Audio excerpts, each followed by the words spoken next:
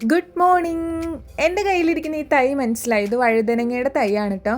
ഇന്ന് പക്ഷെ നമ്മൾ ഇത് വെച്ചിട്ടല്ല നമ്മുടെ പരിപാടി. ഇന്ന് നമുക്ക് വേറൊരു പരിപാടിയാണ്. അപ്പോൾ ഐശ്വര്യമായിട്ട് ചായയൊക്കെ കുടിച്ച് അങ്ങ് തുടങ്ങാമല്ലേ. നമ്മുടെ മെലസ്റ്റോമ കമ്പ് നട്ടാൽ പിടിക്കുന്നില്ല എന്ന് പറഞ്ഞു കഴിഞ്ഞപ്പോൾ നമ്മുടെ തന്നെ സബ്സ്ക്രൈബേഴ്സ് കമൻസിൽ എങ്ങനെ നടണമെന്ന് പറഞ്ഞിട്ടുണ്ടായിരുന്നു. അപ്പം ഞാൻ വിചാരിച്ചു അതിനകത്ത് കുറച്ചെടുത്ത് ട്രൈ ചെയ്യാമെന്ന്. ആദ്യം ജസ്റ്റ് കുറച്ച് മണ്ണ് നിറച്ചിട്ട് സൂര്യപ്രകാശം അടിക്കാതെ നനച്ചു കൊടുത്താൽ ഇത് പിടിച്ചു കിട്ടും എന്നാണ്. രണ്ടാമത്തേല് പറഞ്ഞത് അധികം മൂക്കാത്ത തണ്ട് എടുത്തിട്ട് ചാണകപ്പൊടിയും മണ്ണും കൊക്കോപ്പിറ്റും കൂടെ മിക്സ് ചെയ്തിട്ട് നട്ട് കൊടുത്താൽ അത് പിടിക്കും എന്നാണ് പറഞ്ഞേക്കുന്നത്. അപ്പോൾ അതും ഞാൻ നട്ടു കൊടുത്തിട്ടുണ്ട്. അടുത്തത് മൂന്നാമത്തെ ആണ് കേട്ടോ. അലോവേരയുടെ ജെല്ല് പുരട്ടിയിട്ട് സാധാരണ മണ്ണിൽ ചട്ടിയിൽ നട്ടു കൊടുക്കാനാണ് പറഞ്ഞത്.